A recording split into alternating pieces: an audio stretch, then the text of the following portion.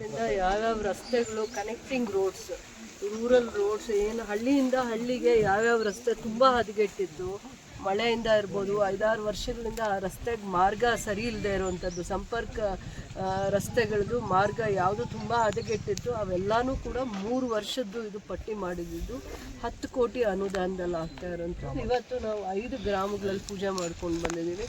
ಒಂದೊಂದು ಜಾಗದಲ್ಲಿ 1 kilometre, 2 kilometre, 3 kilometre ಅವ್ರು ಎಷ್ಟೆಷ್ಟು ಬೇಡಿಕೆ ಇಟ್ಟಿದ್ದಾರೋ, ಒಂದು ಊರಿಂದ ಇನ್ನೊಂದು ಊರಿಗೆ, ಚಿಕ್ಕ ಊರು ಇರ್ಬೋದು, ದೊಡ್ಡ ಊರು ಇರ್ಬೋದು, ಅವೆಲ್ಲನೂ ಸಂಪರ್ಕ ರಸ್ತೆ ಗ್ರಾಮೀಣ ಅಭಿವೃದ್ಧಿ ಅಂದರೆ PRED ಇಂದ ಮಾಡ್ತಾ ಇರೋವಂಥದ್ದು. ಇದು 10 ಕೋಟಿ ಅನುದಾನದಲ್ಲಿ ಇವೆಲ್ಲ ರಸ್ತೆಗಳು ಈಗ ನಾವು ಮುಂದೆನೂ ಕೂಡ ಮಾಡುವಂಥದ್ದು ಇದೇ ಇದರಲ್ಲಿ ಕವರ್ ಆಗುತ್ತೆ. ಗ್ರಾಮಗಳಲ್ಲಿ ಬಂದಾಗೆಲ್ಲ ಇಲ್ಲಿಗೆ ರಸ್ತೆ ಇಲ್ಲ, ಇಲ್ಲಿಗೆ ಮಾತ್ರ ಮಾಡಿಬಿಟ್ಟು ಹೋಗ್ತಾ ಇದ್ದೀರಾ ಅಂತ ಹಿಂದೆ 6 ತಿಂಗಳಲ್ಲಿ ವರ್ಷದ ಹಿಂದೆ ನಾನು ಎಲ್ಲೆಲ್ಲಿ ಪೂಜೆ ಮಾಡೋಕ್ಕೆ ಹೋದಾಗ ಇದೇ ಗ್ರಾಮಕ್ಕೆ ಪೂಜೆಗೆ ಬಂದಿರ್ತಾರೆ. ಪೂಜೆಗೆ ಬಂದಾಗ ಈ ರಸ್ತೆ ತುಂಬ ಹದಗೆಟ್ಟಿದೆ, ಇಲ್ಲಿಂದ ಇಲ್ಲಿಗೆ ಹೋಗೋಕ್ಕೆ ಅನಾನುಕೂಲ ಇದೆ, ರೈತರಿಗೆ ಅನಾನುಕೂಲ ಇದೆ, ಸ್ಕೂಲ್ಗೆ ಅನಾನುಕೂಲ ಇದೆ, ಒಂದೂರಿಂದ ಒಂದು ಊರಿಗೆ ಮಾರ್ಗ ಇಲ್ಲದೆ ಇರೋದ್ರಿಂದ ಬಸ್ ಬರ್ತಾ ಇಲ್ಲ, ಹಾಸ್ಪಿಟ್ಲಿಗೆ ಹೋಗಬೇಕು ಅಂದರೂ ವೆಹಿಕಲ್ಸ್ ಕರೆಕ್ಟಾಗಿ ಓಡಾಡೋದಕ್ಕೆ ವ್ಯವಸ್ಥೆ ಇಲ್ಲ, ಸಂಪರ್ಕ ರಸ್ತೆಗಳ ವ್ಯವಸ್ಥೆ ಇಲ್ಲ ಅಂತ ಒಂದು ಊರಿಗೆ ಹೋದಾಗ 4 ಊರ್ದು ಸಮಸ್ಯೆ ಗೊತ್ತಾಗಿ ಆವಾಗ ಪಟ್ಟಿ ಮಾಡಿರುವಂಥದ್ದು. ಇದೆಲ್ಲ ಕೂಡ 10 ಕೋಟಿ ಅನುದಾನದಲ್ಲಾಗುತ್ತೆ. ಕಿಲೋಮೀಟ್ರ್ ಕೂಡ ಇವತ್ತದು 7 ಕಿಲೋಮೀಟ್ರ್ ಕವರ್ ಆಗುತ್ತೆ. ಇವತ್ತು ಒಂದದು ದಿನದ ಮಾತ್ರ ಇವತ್ತದು. ಮುಂದೆ ಕೂಡ ಎಲ್ಲೆಲ್ಲಿ ನಾವು ಪೂಜೆ ಮಾಡ್ತೀವಿ ಅದು ಕೂಡ ಇದೇ ಅನುದಾನದಲ್ಲಿ ಕವರ್ ಆಗುತ್ತೆ. 10 ಕೋಟಿ ಅನುದಾನ.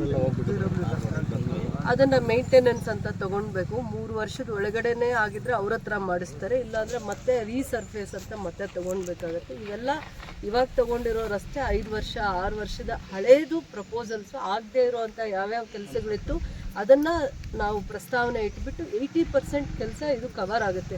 ಇವತ್ತು ನಾವೇನು ಹಳ್ಳಿಗಳಿಗೆ ಸಂಪರ್ಕ ರಸ್ತೆ ಏನು ಕಲ್ಪಿಸೋ ಅಂಥದ್ರಲ್ಲಿ ಹದಗೆಟ್ಟಿತ್ತು ಅಂತಂದ್ಬಿಟ್ಟು ರೈತರಾಗಿರ್ಬೋದು, ಸ್ಥಳೀಯರಾಗಿರ್ಬೋದು, ಇವರೆಲ್ಲ ಕಂಪ್ಲೇಂಟ್ ಮಾಡಿದ್ರಲ್ಲ, ಅವೆಲ್ಲನೂ ಕವರ್ ಆಗಿದೆ ಈ ಇದರಲ್ಲಿ.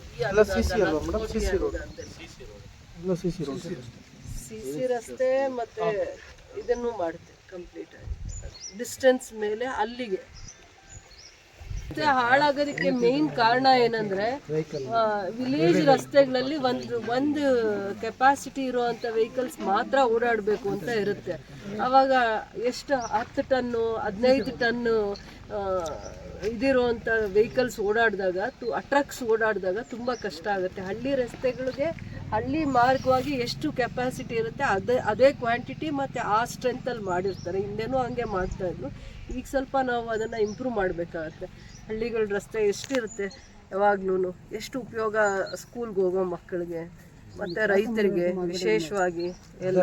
ರೋಡ್ಸ್ ಡ್ಯಾಮೇಜ್, ಕೆರೆಗಳ ಹತ್ತತ್ರ ಇರೋ ಕೆರೆಗಳಲ್ಲಿ ಮಣ್ಣು ತೆಗಿಯೋ ಅಂಥ ಪರ್ಮಿಷನ್ಸ್ ತಗೊಂಡಾಗ ಅವೆಲ್ಲನೂ ಸಮಸ್ಯೆ ಆಗಿದ್ದಾವೆ. ಹೆವಿ ಟ್ರಕ್ಸ್ ಓಡಾಡಿದ್ಮೇಲೆ ತುಂಬ ಹೆವಿ ಟ್ರಕ್ಸ್ ಎಲ್ಲೆಲ್ಲಿ ಓಡಾಡಿದೆ ಅದೆಲ್ಲ ರಸ್ತೆಗಳು ಹಾಳಾಗಿದೆ. ನಾವು ಕೆಲಸ ಮಾಡೋರ್ನು ನಾವು ಇದು ಮಾಡೋಕ್ಕಲ್ಲ, ಬಟ್ ಮೇಂಟೆನೆನ್ಸಲ್ಲಿ ಮತ್ತೆ ರೀಸರ್ಫೇಸ್ ಮಾಡೋಣ. ಅದೇ ಅನುದಾನದಲ್ಲಿ ಆಗದೆ ಹೋದರೆ ಅದು ತಪ್ಪು ಅಂತ ಹೇಳೋಕ್ಕಾಗಲ್ಲ. ಅವಾಗ ಇವಾಗ ನ್ಯಾಷನಲ್ ಹೈವೇ ಹೋಗಿತ್ತು, ಅಲ್ಲಿಗೆ ಎಷ್ಟು ಮಣ್ಣು ಹೊಡೆದಿದ್ದಾರೆ ಅಂತಂದರೆ ಎಷ್ಟೋ 1000 ಟ್ರಕ್ಸು ಅಷ್ಟು ಟನ್ ಮಣ್ಣೆಲ್ಲ ಕೆಲವೊಂದು ಕೆರೆಗಳಲ್ಲಿ ಇನ್ನೂ ಬಾವಿಗಿಂತ ಆಳವಾಗಿ ಅಗದ್ಬಿಟ್ಟು ಹೊರಟೋಗಿದ್ದಾರೆ. ಪಾಪ ಅವ್ರು ಅಮಾಯಕರು ಇರ್ತಾರೆ, ರೈತರು, ಅವ್ರಿಗೆ ರಸ್ತೆ ಹಾಳಾಗೋದು ಒಂದು ನೋವು ಬಿಟ್ಟರೆ ಯಾವ ಗಾಡಿ ಓಡಾಡಿದ್ರೆ ಈ ರಸ್ತೆ ಹಾಳಾಗುತ್ತೆ ಅನ್ನೋ ಒಂದು ಇದು ಗೊತ್ತಿರಲ್ಲ. ಪಾಪ ಅದು ಗೊತ್ತಿರಲ್ಲ, ತಿಳುವಳಿಕೆ ಇರಲ್ಲ. ಬಟ್ ಹಳ್ಳಿಗಳಲ್ಲಿ ಮಾತ್ರ ರಸ್ತೆಗಳು ಹಾಳಾಗಿರೋದು ಈ ಟ್ರಕ್ಸ್ ಓಡಾಡಿದ್ಮೇಲೆ, ಹೆವಿ ಟ್ರಕ್ಸ್ ಓಡಾಡಿದ್ಮೇಲೆ ಈ ಪರಿಸ್ಥಿತಿಗೆ ಬಂದಿದೆ. ಬಟ್ ಆದರೂ ನಮ್ಮ ಜವಾಬ್ದಾರಿ ಆಗಿರುತ್ತೆ, ರೀಸರ್ಫೇಸು ಮಾಡೋಣ. ಇದೆಲ್ಲ 5 ವರ್ಷದ ಹಳೆ ಪ್ರಪೋಸಲ್ಸ್ ಕೊಟ್ಟಿದ್ದು ಹಂತ ಹಂತವಾಗಿ ಮಾಡಬೇಕಾಗಿ ಬಂದಾಗ ಇದು 10 ಕೋಟಿ ಅನುದಾನದಲ್ಲಿ ರಸ್ತೆಗಳು, ಸಂಪರ್ಕ ರಸ್ತೆಗಳನ್ನ ಹಳ್ಳಿಗಳದೇ ಆಲ್ಮೋಸ್ಟ್ ಕವರ್ ಆಗಿದೆ.